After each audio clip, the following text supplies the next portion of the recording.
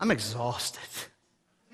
You know, they say that in the summer things are supposed to slow down a little bit. Yeah, apparently those people forgot to tell my life that, because my summer has been anything but calm. It was long about May 22nd or so that we sold our home and moved out of it. The movers came and put half of our worldly belongings into these things called pods, and then they just went away into the ether. And then the rest of the stuff we packed into a U-Haul and brought to a house where someone else was letting us stay for a little while they were preparing their rental house to be put on the market. And that was at the end of school, so we had to do all of the end of school stuff while we're trying to live in transition. And then I spent a week at Lutheran teaching confirmation to middle school students. And if you've ever been with middle school students for an entire week, it's a little tiring.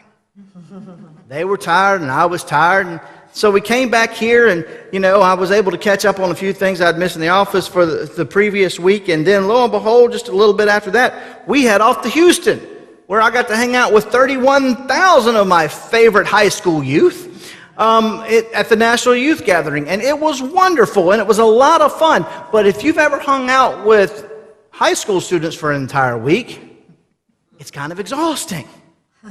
And so when we got back, the plane landed and we drove back to Lexington, and I put my daughter and two of the kids that were with us, brought them to their families at the Isle of Palms for about 3 or 4 days of fun in the sun at the beach. And then while we were there, the folks that had graciously let us live in their rental house, they decided to put it on the market. And I don't know about you, we're much about selling houses, but from what I understand, staging a house generally doesn't consist of people squatting in your home with mattresses and box springs on the floor, using turned over laundry baskets as furniture. That's not the way you want your house to be shown. So needless to say, we had to move out. And so we loaded up a U-Haul again. We put some stuff in storage across the street over there. In Crescent Storage, so for all your storage needs, right there, just see Mark McAbee. He's at the beach, so he won't hear this great plug unless they watch it online. But anyway, so we got not one but 2 more storage units over there, in addition to the one we already had. And then we took the rest of the stuff in Stacy's car and Rachel's car, and then in my truck, and went to my mother-in-law's for 10 days. Just so happened that was also the week of Vacation Bible School. And so we were living in Aiken, commuting back and forth every day for Vacation Bible School. And then finally, this past Monday, we closed on our new home. Wonderful, because moving is fun. And so our pods showed back up. And another U-Haul where we unloaded all the stuff from the storage units and then loaded it onto the truck and then unloaded it again at the house. And so we're opening boxes and taking the stuff out and putting them where that goes. And usually that meant the garage. And so there are tons and tons of boxes, and we're trying to put all our worldly possessions in this house and putting them just in the right place. And so, we're unpacking boxes and moving furniture and then getting in the right place and, moving furniture again and carrying stuff upstairs and downstairs and upstairs and downstairs and getting the house all just the way Stacy wants it. And I got to tell you, though, she's absolutely amazing, because, people are like, I've lived in the house for years and we still have packed boxes. I promise you, my wife's not going to live that way. The downstairs is done. I didn't have a lot to do with it except for moving the furniture around. But it is still, I know that when I get home, because on Wednesday I came back to work, and when I got home I still had chores to do, because I got to put up some ceiling fans. I think I have 7 left. And there's a shower rod that still needs to be put up, but wouldn't you know, the screws that they packed with it, they didn't work, and so I had to go to Lowe's. And it would be sure helpful if I could find anything, because you can't find the screws that we purchased, can't find a water bottle, and my Xbox is somewhere in this world, I don't know where. But it's not in any of the boxes. So needless to say, I'm tired. But who am I talking to? Y'all understand, right? You may not be going through the moving process, or you may not have gone to Houston with 32 kids from this church, but you know what it's like to be tired. I mean, I'm not looking at a bunch of people that sit around all day. I mean, some of you are retired, and I see you out working all the time. Somebody needs to explain to you what retirement's supposed to be. But we're busy people, aren't we? We're always going this way and that way and this way and that way and taking care of this over here and that over there. You know, some of us are chasing our kids around or going from ball game to dance recital to this to that. You know, some of us are doing the same things with our grandchildren, you know, and we have our housework to take care of and the work that we get paid to do to take care of. And even our hobbies take all kinds of time. We are just busy people, aren't we? And sometimes we just need a little break. We just need a little rest and relaxation. But the problem is we go and do that. And how many times have we said that we need a vacation from our vacation? We go out and we get a nice week off, and so we go and we travel and we see all of these things, and we come home and we're more tired than we were when we left. We just need a break. Well, believe it or not, the disciples did too.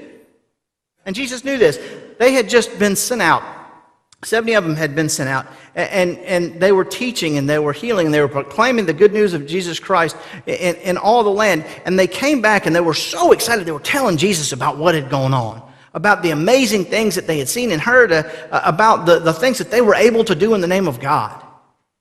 And so Jesus takes the 12 and he says, all right, well, y'all need a break. And so y'all get in the boat. We're going to go over here to a deserted place where we can just sort of chill out for a little while and pray. And so that's what they did. Only one problem. See, by that time, people knew who Jesus was. And they saw the boat, and they knew apparently where that boat was going to end up. And so as these people are, as the disciples are rowing and stuff and headed on a vacation, word gets out. And so everybody in the land decides to start running. And when they get to the deserted place where they were supposed to be, wouldn't you know it, there was a massive crowd of people. Now, how do I know that it was a massive crowd of people? Because it doesn't say it in our reading, does it? Well, here's how. You see, in the Lutheran Church and in the Presbyterian Church, the Methodist Church, and the Catholic Church and the Episcopal Church, they have this thing called a lectionary. And these are the assigned readings. And if you look at the numbers for today's gospel reading, you'll notice that it's like, verse 30 and 34, and then it picks up in 53 to 56, something like that? You'll notice that there's a bunch of verses left out in the middle, 17 to be exact. Well, some pretty major things happened in there. And so let me pick up where we left off in verse 35. When it grew late, because Jesus had been teaching them, they went ashore, and he saw the great crowd, and he had compassion on them because they were like sheep without a shepherd, and he began to teach them these things. He wanted a break. Jesus sees them out there, and he has compassion. He knew that they needed him. And so he helped them. And here's what happened. When it grew late, his disciples came to him and said, "This is a deserted place, and the hour is grown very late. Send them away so that they may go into the surrounding country and villages and buy something for themselves to eat." They're like, "Come on, Jesus. We're out in the middle of nowhere. There's not even a McDonald's near here. They need to go back to town, and, it's getting late, so, send them away. What are we going to do?" And so Jesus says to them, "You give them something to eat." They said to him, "Are we to go and buy 200 denarii worth of bread and give it to them to eat?" And he said to them, "How many loaves have you? Go and see." When they found out, they said, 5 and 2 fish. Then he ordered them to get all the people to sit down on the green grass. They sat down in groups of hundreds and of 50s.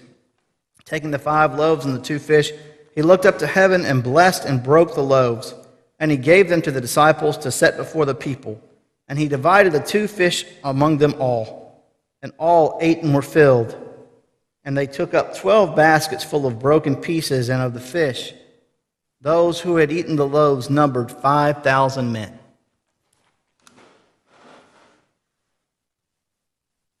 And that's what Jesus did on vacation. How exhausting is that? Jesus wanted some time away. The disciples wanted some time away, and they were ready. Send the people on, Jesus. But Jesus had a very pointed statement to them. You give them something to eat. See, that's what compassion means. It's not about looking at yourself. It's not about how exhausted you are. It's about seeing the need of others and meeting that need. Of all the miracles in the Bible, this is my absolute favorite. It's my favorite because we always talk about Jesus feeding 5,000.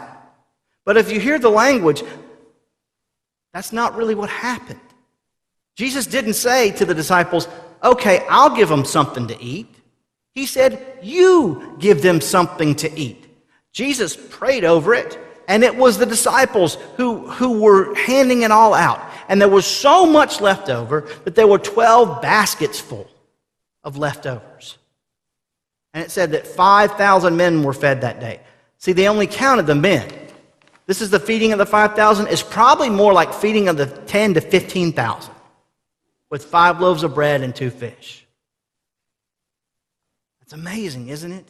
It's that miraculous event that happens. Why? Because Jesus stopped and had compassion. My friends, in the busyness of our lives, we often forget the business of our faith. You and I are baptized children of God. We have been called to share and show God's love to the world. We have been called to have compassion on the people around us. Look, there are people in this world who have no place to call home. There are people in this world who don't have clothes. There are people in this world whose marriages are falling apart. There are people in this world who are lost, abandoned, abused, and alone. There are people in this world that don't have food to eat. And yes, we are busy, and yes, we are tired, but we are children of God, and we are called to have compassion. We are called to give them something to eat. Whether it be actual food or the food that we give them to meet their needs.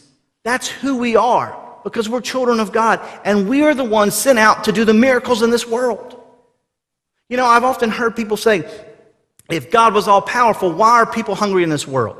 You know why? Because we're not doing our job. We're supposed to be giving them something to eat. It's our job to do this. That's why we're here. I know that we're tired. I know that we're busy. I know that sometimes we just need a break, but there are people who need us now. Hunger doesn't wait. Homelessness doesn't wait. Illness doesn't wait so that we can catch a nap or sleep in this morning. Yes, we do need time to rest. Yes, we do need time to rejuvenate. But we also need to remember that we are first and foremost children of God.